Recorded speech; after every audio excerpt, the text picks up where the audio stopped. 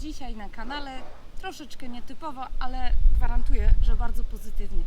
Jestem w miejscu, w którym dawniej była świniarnia.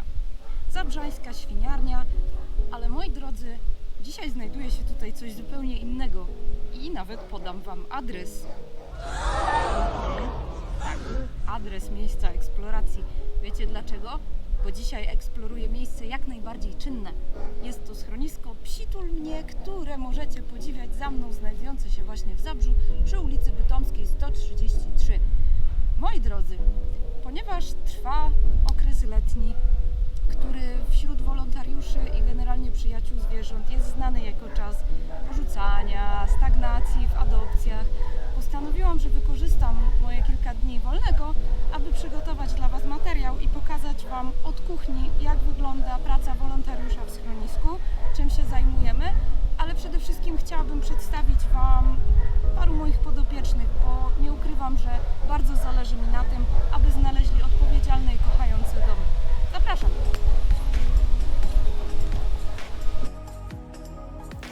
W zabrzańskim schronisku dla bezdomnych zwierząt Psi Tulmnie przebywa obecnie około 140 zwierząt, psów i kotów.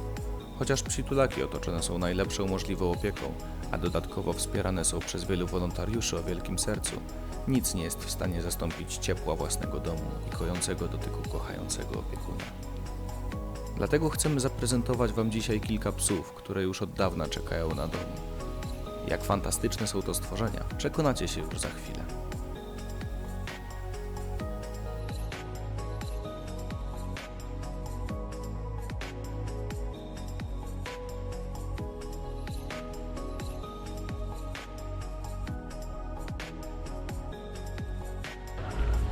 Oto właśnie Carmen, moi drodzy.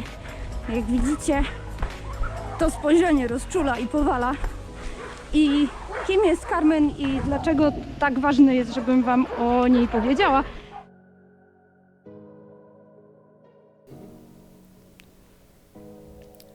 Carmen trafiła do schroniska 13 maja 2016 roku, wprost z ulicy, po której błąkała się bez celu.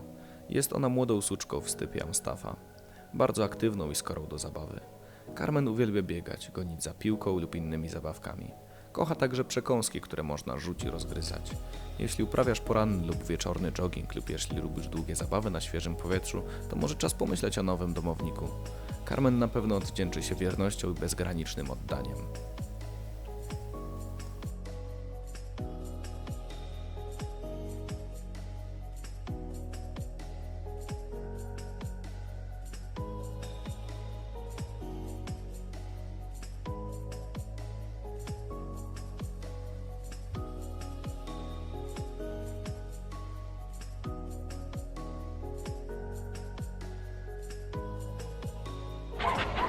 Słuchajcie, ten żywioł tutaj, chodź Wiktoria, pokaż się, pokaż się. Ten mały żywioł to jest właśnie Wiktoria i Wiktoria jest psem rasowym. I tak, w schronisku również zdarzają się pieski w 100% rasowe, natomiast nie trudno się domyślić, że podobnie jak psy nierasowe spotkał ją w życiu jakiś dramat. I dramat Wiktorii polegał na tym, że wraz ze swoją siostrą Iris, która również przebywa tutaj w Psitulu, były fatalnie traktowane przez poprzedniego właściciela. Wracamy już z Wiktorią do schroniska. Trochę się wybiegała. Jak widzicie, cały czas jest na tropie. Taka jest specyfika właśnie wyprowadzania różnego rodzaju psów myśliwskich. No i tutaj muszę powiedzieć, że jak chodzi o Wiktorię, to no, wydaje mi się, że rzeczywiście, oczywiście to ta dresura, której doświadczyła, to raz, ale po prostu taki instynkt teriera każe jej być cały czas na tropie.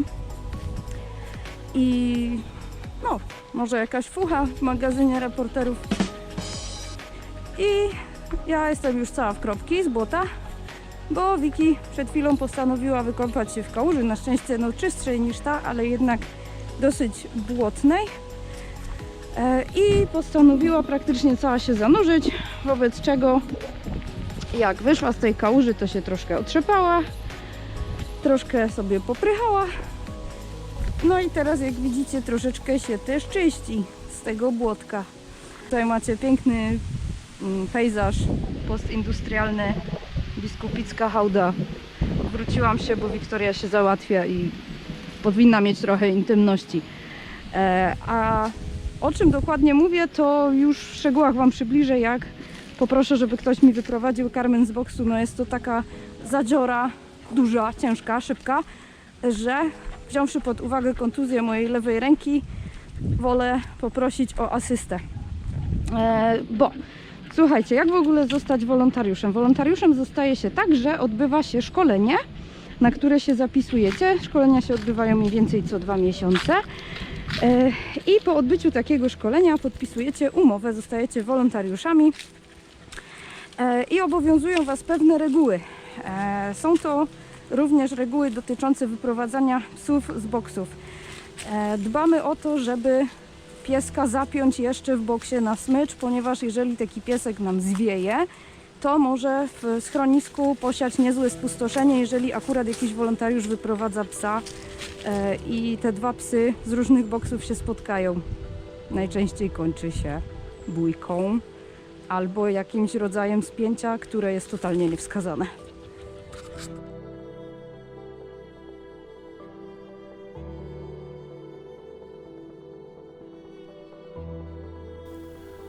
Historia Chiki w Psitulu zaczyna się mniej więcej w podobnym czasie co historia Carmen.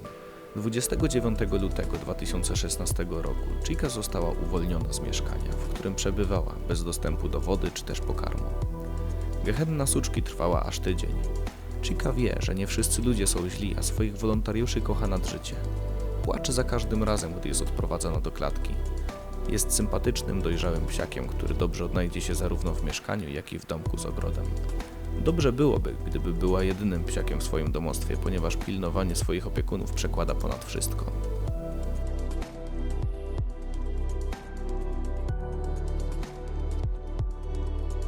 W chodzeniu z psami z Psitula fajne jest też to, że tak naprawdę zapuszczamy się w różne zakątki Biskupic i ponieważ jest lato w pełni, w dniu kiedy kręcę ten film, nie wiem kiedy zostanie opublikowany, to taka jedna z moich tras nieźle zarosła i w zasadzie od późnej wiosny nią nie chodzę ze względu na kleszcze, ale latem tutaj jest świetny widok na koksownię Luiza. No nie wiem, czy mi się w ogóle uda tam uchwycić teraz na kamerze komin. Co, Chiki? Idziemy?